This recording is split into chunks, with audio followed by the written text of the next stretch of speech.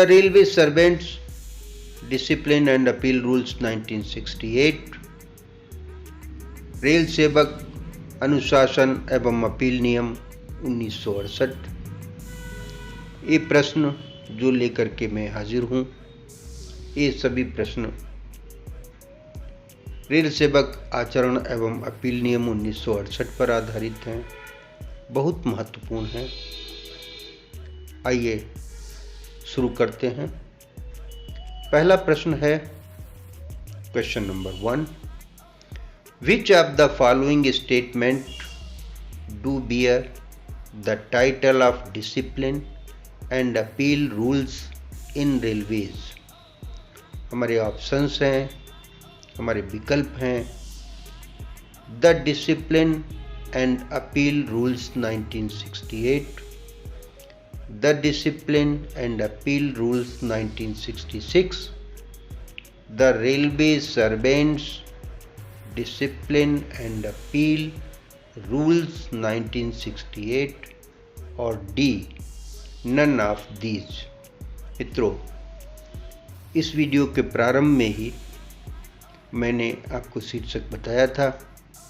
ये हमारा पूरा शीर्षक जो है ये ऑप्शन सी है, The Railway Servants Discipline and Appeal Rules 1968। तो ऑप्शन सी सही उत्तर है। दूसरा प्रश्न, What is the current date from which the Railway Servant D&A Rules 1968 came into force। उस तिथि के विषय में बताइए, वह तिथि बताइए जिस तिथि को रेलवे सर्वेंट D&A रूल्स 1968 प्रभावी हुए, लागू हुए। हमारे विकल्प हैं A, on the first day of January 1968, on the, दूसरा विकल्प है B, on the 22nd day of August 1968, C, on the first day of October 1968 और डी, नन ऑफ दीज। इनमें से आप सोचिए कौन सा उत्तर सही है, और सही उत्तर है उत्तर सी, यानी कि on the first day of October 1968, 1 अक्टूबर 1968 को रेल सेवक अनुशासन एवं अपील नियम प्रभावी हुए। तब इसीलिए इनको क्या 1968 के रेल सेवक आचरण एवं अपील नियम कहा जाता है। तीसरा प्रश्न है, which of the standard form is used, which number of standard form is used for issuance of major penalty chargesheet on disciplinary proceedings. अनुशासनिक कार्यवाही के दौरान मेजर पेनाल्टी की चार्जशीट यानी आरोप पत्र जारी करने के दौरान कौन सा मानक फॉर्म प्रयोग किया जाता है, कौन सा स्टैंडर्ड फॉर्म प्रयोग किया जाता है। हमारे विकल्प हैं ए, SF 11, यहाँ SF का मतलब है स्टैंडर्ड फॉर्म, बी SF 5, सी, यहाँ SF 5 ही दिया हुआ है, ये गलती है, और डी, नन ऑफ दीज। देखिए मेजर चार्जशीट में आप याद रखिए, मेजर चार्जशीट में SF 5 फॉर्म प्रयोग किया जाता है। यहाँ उत्तर सी है।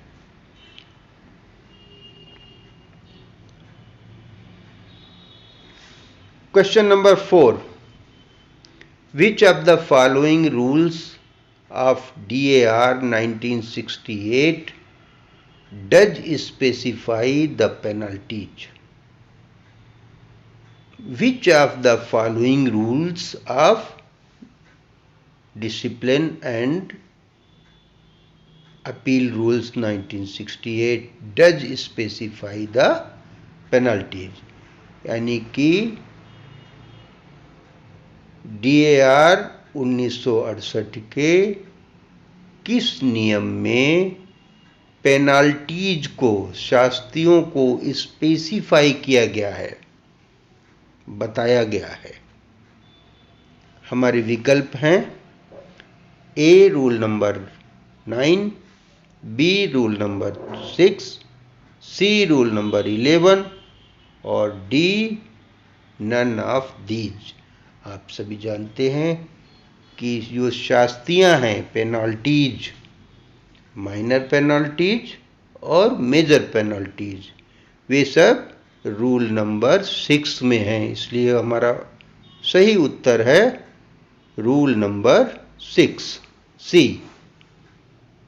सॉरी, रूल नंबर 6, यानी कि जो कि बी में, बी ऑप्शन में है, तो बी ऑप्शन हमारा सही है। 5वां प्रश्न है,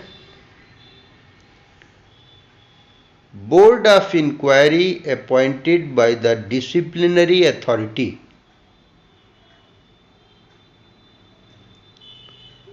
डिसिप्लिनरी अथॉरिटी किसको कहते हैं? अनुशासन प्राधिकारी या अनुशासनिक प्राधिकारी द्वारा नियुक्त की गई बोर्ड ऑफ इंक्वायरी में। क्या सही है इनमें से? नीचे विकल्पों में A not more than 5 members, not less than 2 members और not less than 3 members, D not more than 4 members।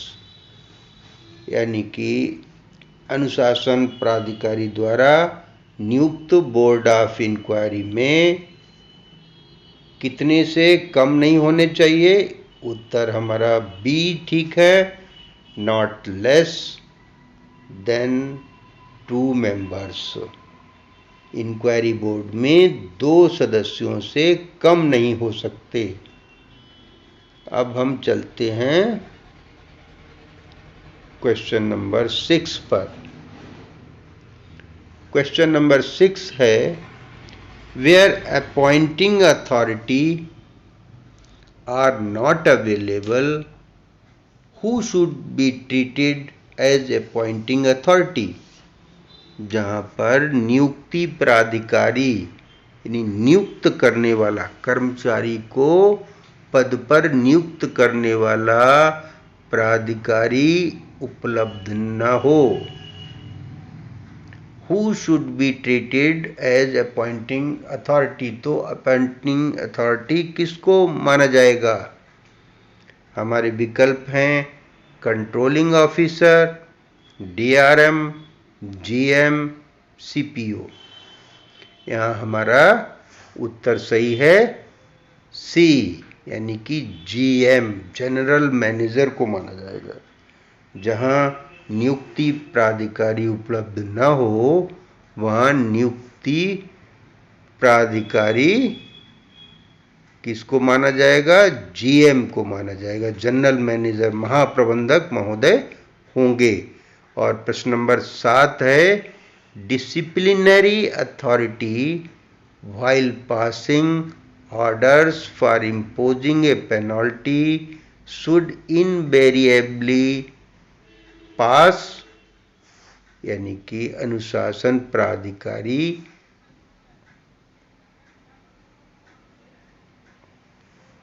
Penalty लागू करने का, पेनाल्टी यानी शास्ति आरोपित करने का आदेश पास करते समय, जारी करते समय इनवेरिएबली, निरपवाद रूप से, बिना चूके, आवश्यक रूप से क्या जारी करेंगे?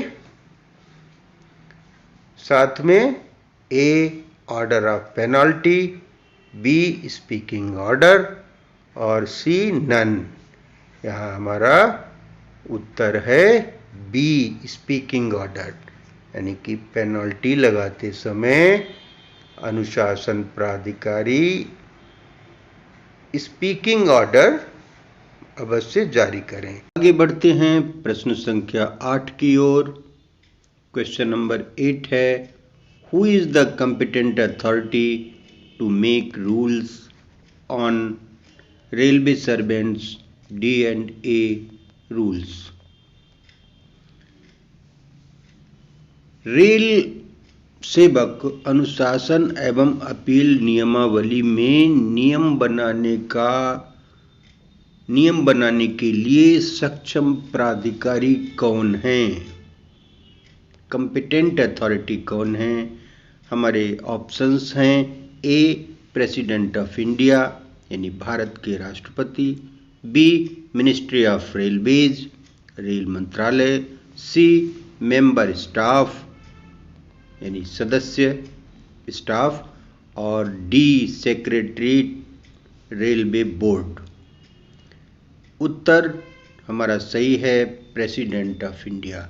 देखिए, ए नियमावली जो हमारी रेल सेवक आचरण एवं अपील नियमावली है, ये प्रेसिडेंट ऑफ इंडिया यानी भारत के राष्ट्रपति द्वारा बनाई गई और वे ही इसमें नियम बना सकते हैं।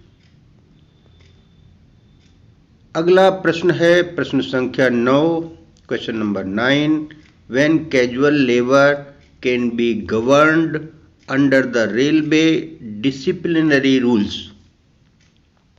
किसी आकस्मिक श्रमिक, कोई भी आकस्मिक श्रमिक है, उस पर रेलवे सर्वेंट डिसिप्लिनरी रूल्स कब लागू होंगे, किस स्थिति में लागू होंगे? ऑप्शंस हैं, A after 4 months from engagement date, यानी वो जब श्रमिक इंगेज हुआ है उस तारीख से 4 महीने बाद, B after 6 months from engagement date 6 महीने बाद, C after attaining temporary status अस्थाई स्टेटस मिल जाने पर, और डी आफ्टर रेगुलर एब्सॉर्प्शन यानी कि नियमित आमेलन हो जाने पर। उत्तर सी सही है, आफ्टर अटेनिंग टेम्पररी स्टेटस, जब वो अस्थाई कर्मचारी का स्टेटस प्राप्त कर लेगा तब उस आकस्मिक श्रमिक पर रेल सेवक अनुशासन एवं अपील नियम लागू होंगे। प्रश्न संख्या 10 की ओर बढ़ते हैं।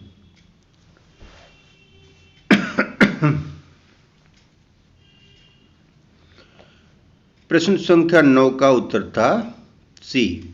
प्रश्न संख्या 10, recognised trade union officials can be allowed to act as defence council in DAR cases इन।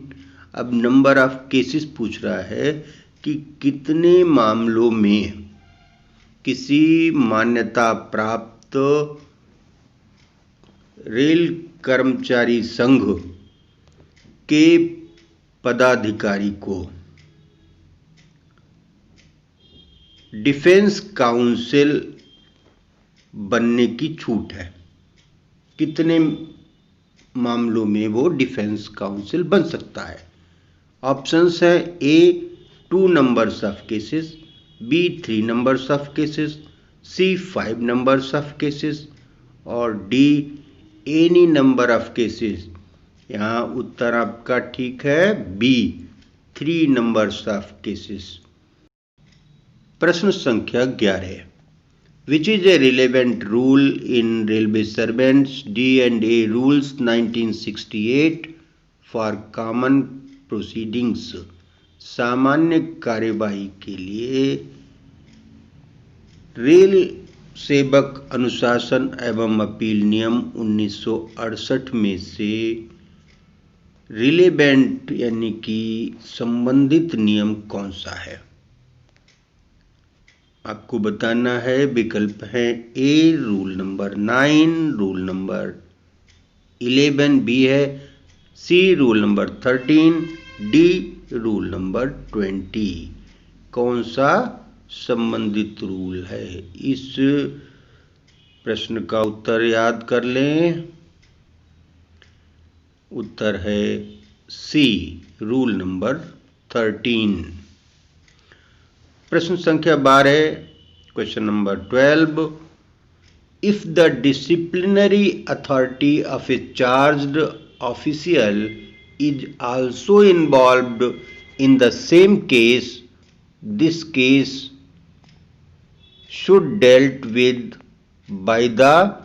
अगर किसी मामले में आरोपित कर्मचारी के साथ अनुशासन प्राधिकारी भी शामिल हो, इन्वॉल्व्ड हो, तब वो मामला किसके द्वारा डील होगा?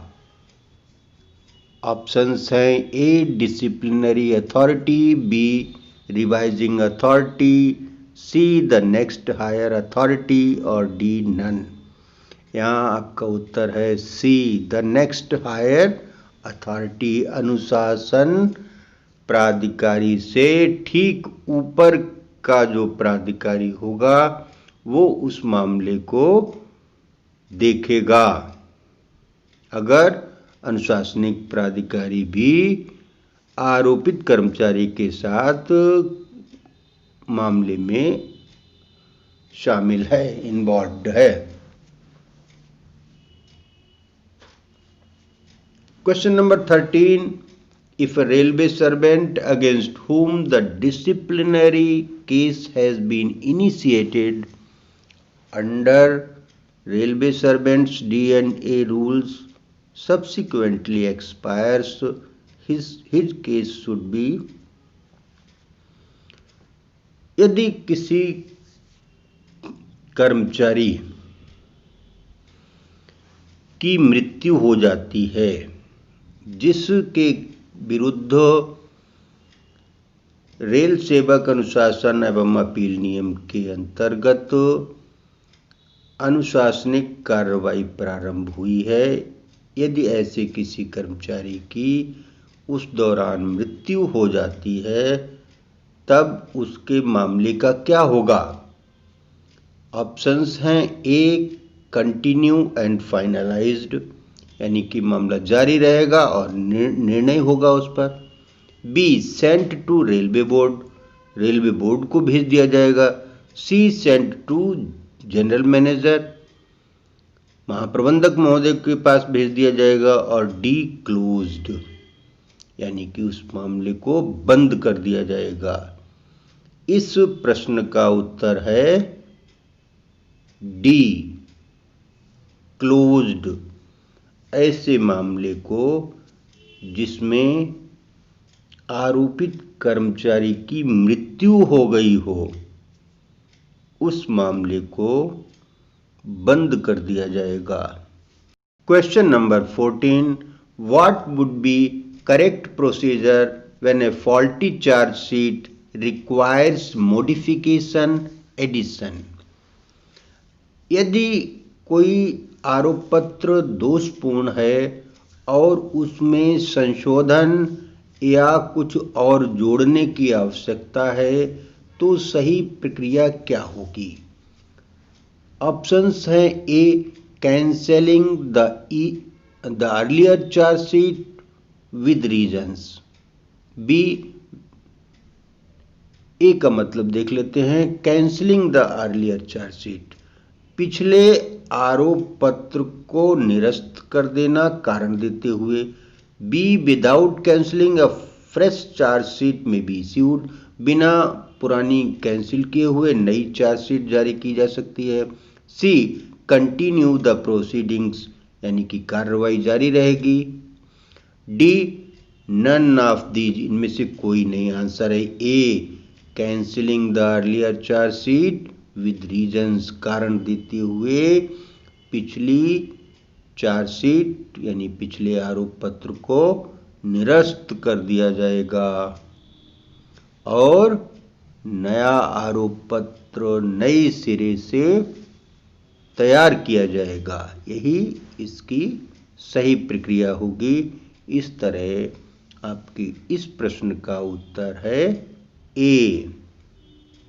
Question number 15, which of the standard form is required to be used for issuing the order of deemed suspension। Deemed suspension यानी माने गए निलंबन के मामले में किस नंबर का स्टैंडर्ड फॉर्म, मानक फॉर्म प्रयोग किया जाता है? ऑप्शंस ए SF1, B SF3, C SF2, D SF4। यहाँ SF का मतलब है standard form.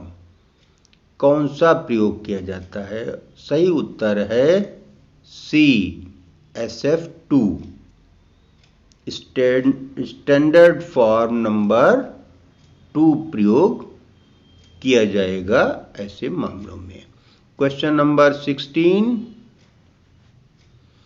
How many annexures are attached with a major penalty charge memorandum? Major penalty के आरोप ज्ञापन के साथ में कितनी संख्या में एनेक्सर्स को संलग्न किया जाता है? ऑप्शंस हैं A2, B3, C5, D4। इनका आंसर है, इस प्रश्न का उत्तर है डी यानी 4। Question number 17, if a railway servant who has been punished with a stoppage of increment simultaneously gets promotion to the next grade, the penalty will given effect to the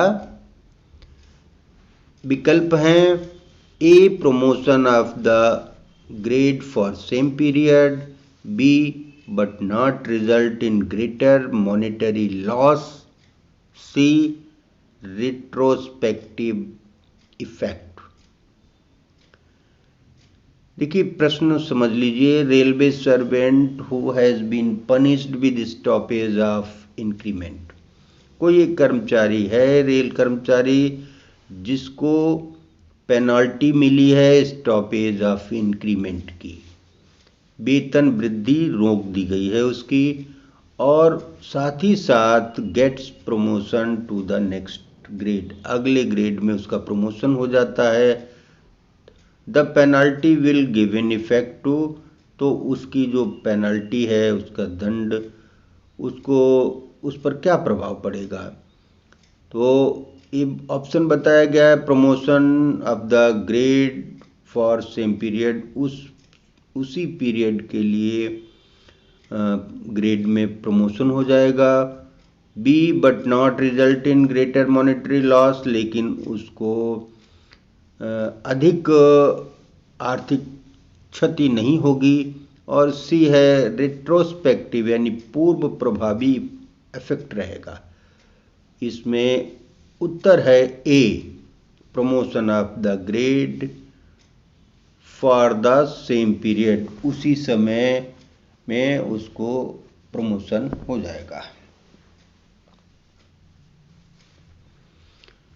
question number 18, a person appointed directly to a post, grade or time scale of pay can be reduced by way of punishment to a post in lower scale grade service or to a post which he never held before. किसी भी व्यक्ति को जो कि नियुक्त हुआ था सीधे किसी विशेष पद पर, ग्रेड में या स्केल में, तो क्या किसी ऐसे पद, ग्रेड, स्केल में उसको पदावनत किया जा सकता है जिसमें वो कभी भी नहीं रहा हो? विकल्प हैं इसके A yes, B no, C can be reduce but his pay to be protected and D none.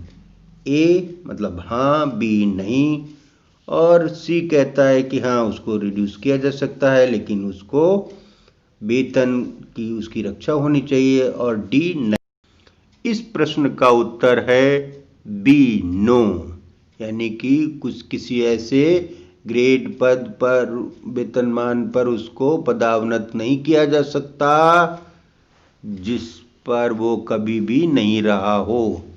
Question number 19, an acting railway servant can be allowed to act as defence council in how many cases? कितने मामलों में एक सेवारत rail सेवक को defence council के रूप में कार्य करने की अनुमति दी जा सकती है? Options A 2 number of cases, B 3 number of cases, C 4 number of cases and D 5 number of cases. कितने मामलों में? उत्तर है ए 2 नंबर ऑफ केसेस। यहाँ अंतर समझ लीजिए, रेलवे कर्मचारी यूनियन के पदाधिकारी को 3 मामलों में डिफेंस काउंसिल होने की अनुमति मिल सकती है, लेकिन जो यूनियन पदाधिकारी नहीं है ऐसे रेल सेवक को 2 मामलों में डिफेंस काउंसिल बनने की अनुमति मिल सकती है। Question number 20, how many cases are dealing a retired railway employee as a defence assistant at a time? एक डिफेंस असिस्टेंट के रूप में एक रेलवे का सेवानिवृत्त कर्मचारी कितनी संख्या में केसेस में डिफेंस असिस्टेंट बन सकता है? ए 5, बी 7, सी 3। आंसर है बी, यानी कि 7 मामलों में डिफेंस असिस्टेंट बन सकता है सेवानिवृत्त रेल कर्मचारी। Question number 21, which deduction from subsistence allowance can not be made? निर्वाह भत्ते से कौन सी कटौती इनमें से नहीं की जा सकती है? विकल्प हैं A house rent, B PF subscription, C income tax और डी नन। इसका उत्तर है बी, यानी कि पीएफ सब्सक्रिप्शन की कटौती नहीं की जा सकती है निर्वाह भत्ते से। Question number 22, which of the following deductions is prohibited from subsistence allowance? Subsistence allowance यानी कि निर्वाह भत्ते से इनमें से कौन सी कटौती करना निषिद्ध है? A house rent, B income tax, C court attachment और डी स्टेशन डेबिट्स।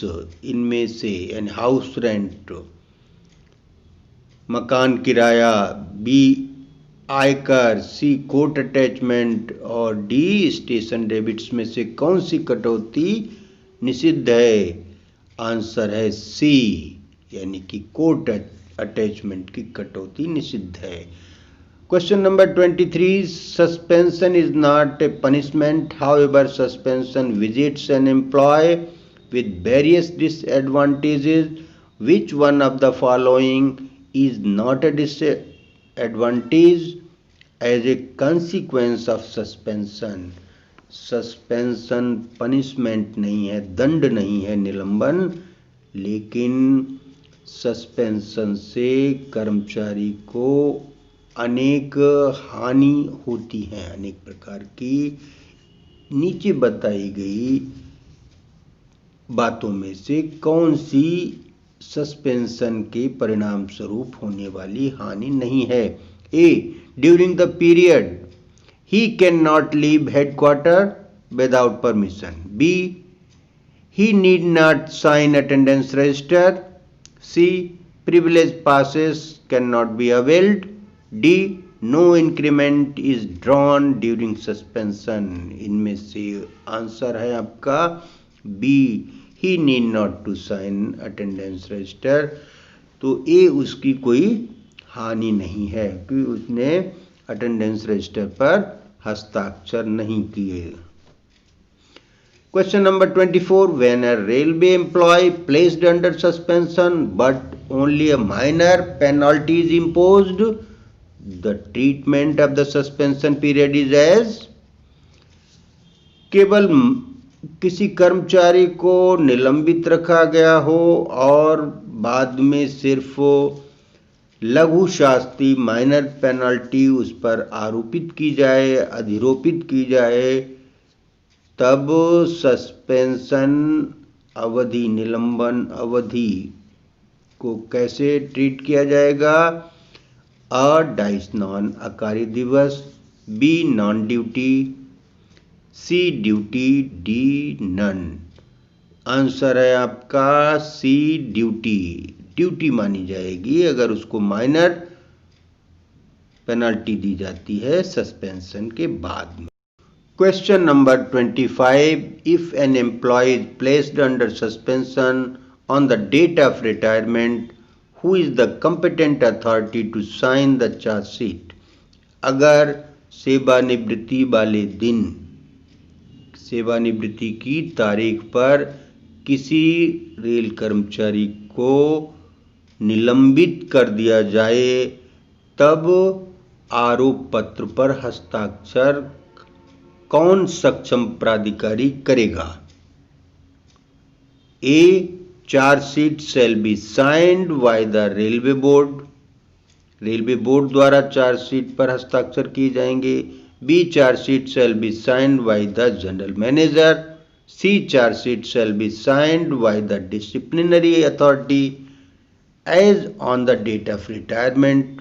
उस अनुशासन प्राधिकारी के द्वारा चार्जशीट पर हस्ताक्षर किए जाएंगे जो कि सेवानिवृत्ति वाले दिन अनुशासनिक प्राधिकारी होगा। और डी, प्रेसिडेंट ऑफ इंडिया के द्वारा हस्ताक्षर होंगे। उत्तर है सी, उस दिन जो अनुशासन प्राधिकारी होगा वही हस्ताक्षर करेगा। नंबर 26, स्टिफ मेजर पेनल्टी नेमली, कौन सी मेजर पेनल्टी कठोर पेनल्टी है? ए, कंपल्सरी रिटायरमेंट यानी अनिवार्य सेवानिवृत्ति। बी, स्टॉपेज ऑफ इंक्रीमेंट यानी वेतन वृद्धि को रोक दिया जाना। C, reduction to a lower stage, निचले स्टेज पर रिडक्स कर दिया जाना, ला दिया जाना। और डी, नन। उत्तर है आपका ए, कंपल्सरी रिटायरमेंट यानी कि अनिवार्य सेवानिवृत्ति एक कठोर मेजर पेनल्टी है। Question number 27, a railway servant under suspension is entitled to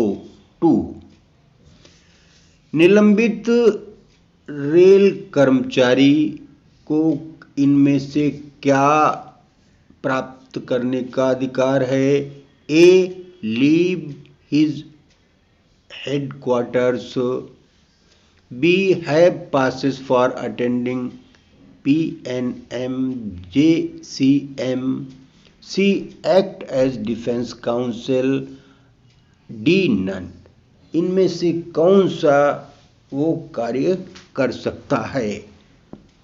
headquarter छोड़ सकता है, पास प्राप्त कर सकता है PNMJCM में शामिल होने के लिए, और डिफेंस काउंसिल के रूप में कार्य कर सकता है। डी इसमें से कोई नहीं।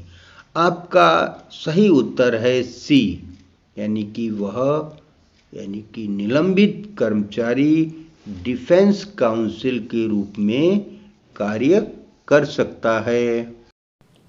Question number 28, an employee under suspension can be called to appear at a written examination required for selection on the promotion to the promotion।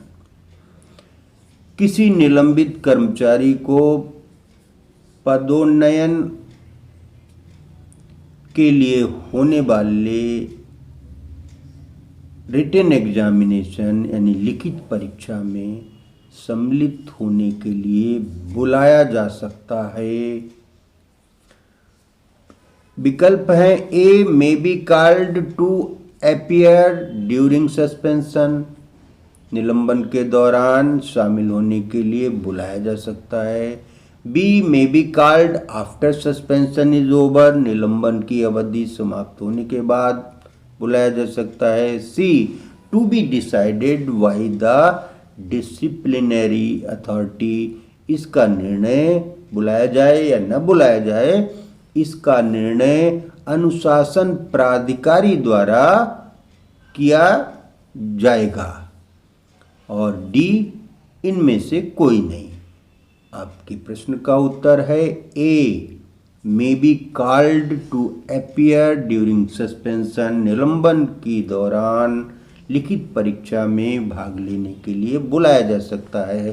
प्रश्न नंबर है 29, कंपेशनेट अलाउंस, अनुकंपा भत्ता, in case of removed employee may be granted under, किस नियम के अंतर्गत सेवा से हटाए गए रेल कर्मचारी को अनुकंपा भत्ता प्रदान किया जा सकता है।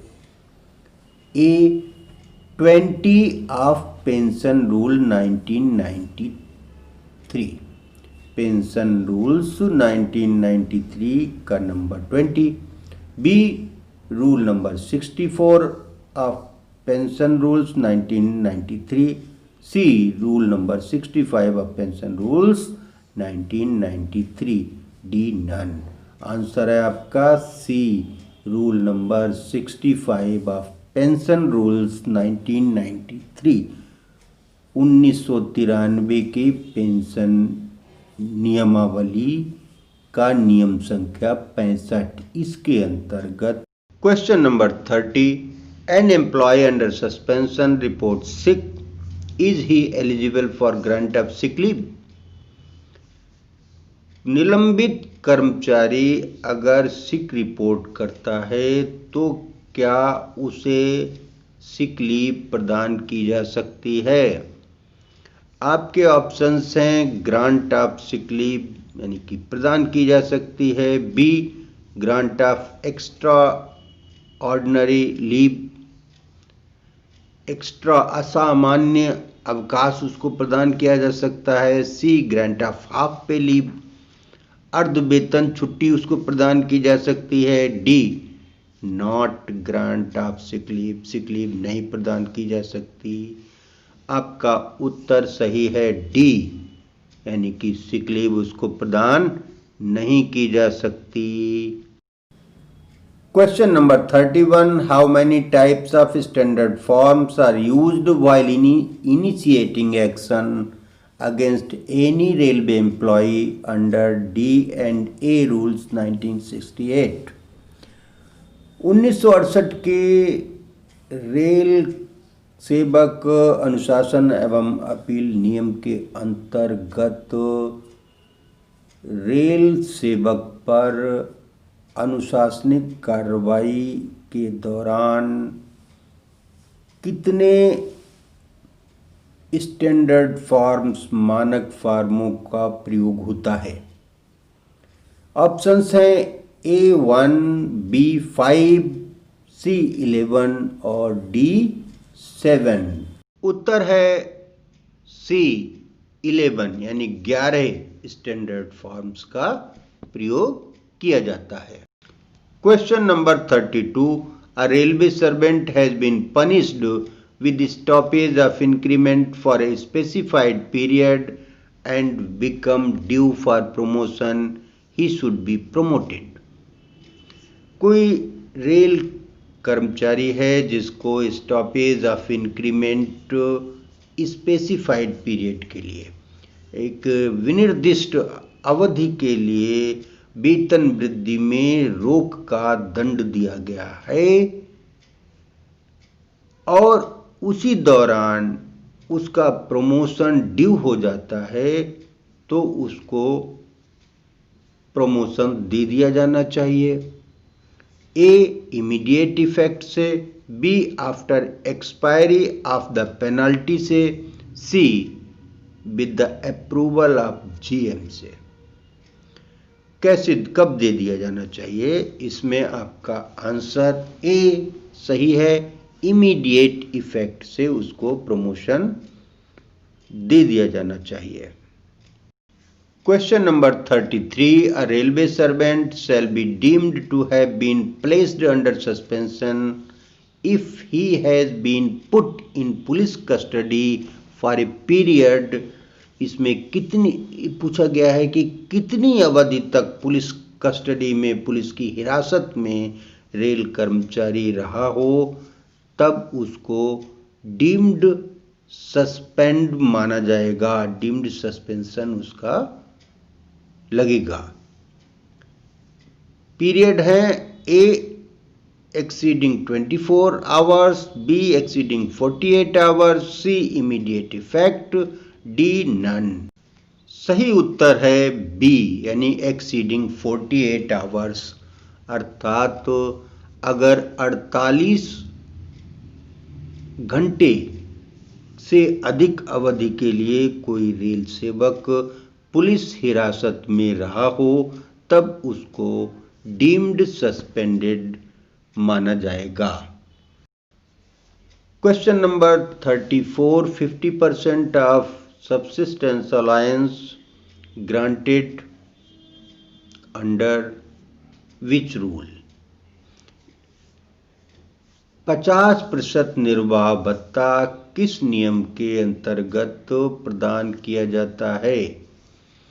ऑप्शंस हैं A rule number 1342 R second, B rule number 1343 R second, C rule number 1345 R second, D none. Answer है ए यानी कि rule number 1342 R second. Question number 35, review of suspension cases is done. निलंबन मामलों की समीक्षा की जाती है किस अवधि के बाद में? A after 4 months, B after 3 months, C after 2 months, D none. उत्तर है आंसर बी आफ्टर 3 months, प्रत्येक 3 माह के बाद निलंबन मामलों की समीक्षा की जाती है।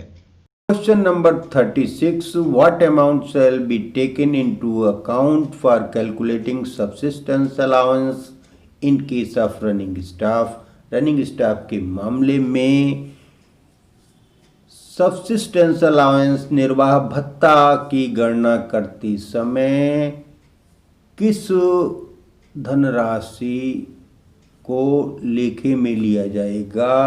ए 40% ऑफ बेसिक पे, बी 30% ऑफ बेसिक पे, सी 50% ऑफ बेसिक पे, डी 60% ऑफ बेसिक पे।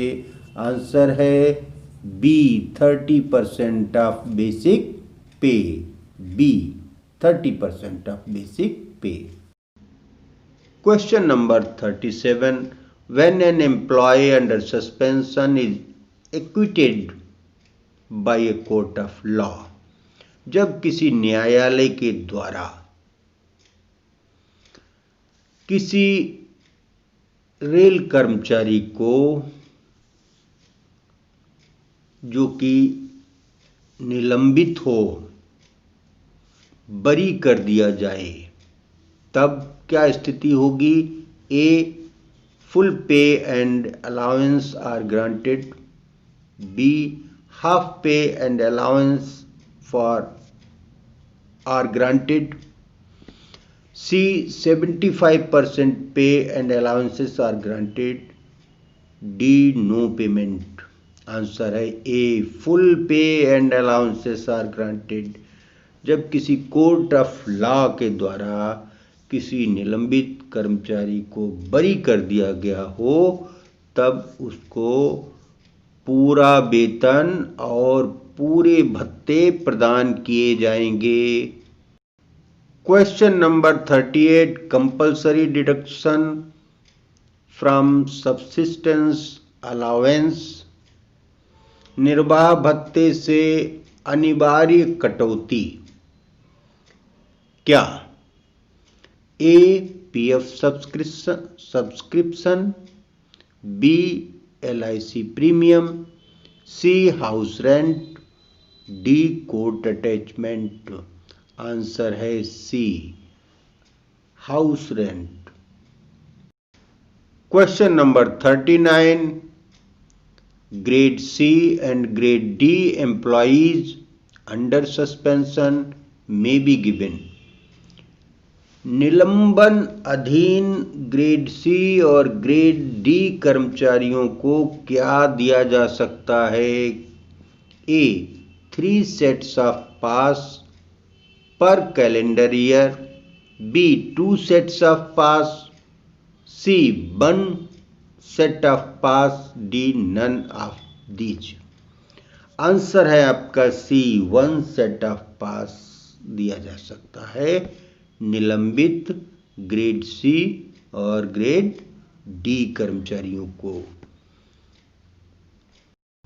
Question number 40, can a railway servant placed under suspension act as a defence helper? क्या कोई रेल कर्मचारी एक डिफेंस हेल्पर के रूप में कार्य कर सकता है यदि वह निलंबित चल रहा हो?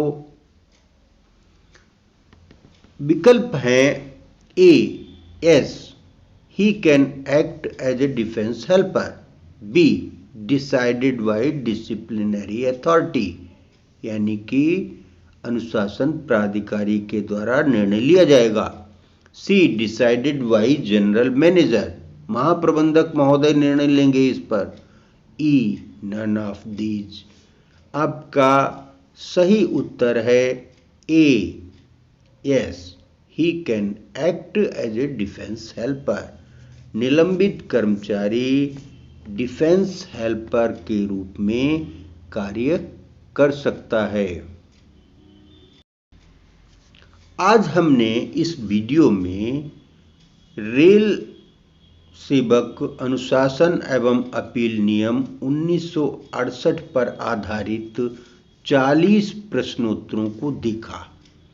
ऐसे ही वीडियोज आगे भी आएंगे जिनमें और अधिक प्रश्नों को हम शामिल करेंगे। तो आपको कैसा लगा कमेंट बॉक्स में लिखकर बताइएगा। कहीं कुछ भूल चूक हुई हो उसे भी बताइएगा। धन्यवाद।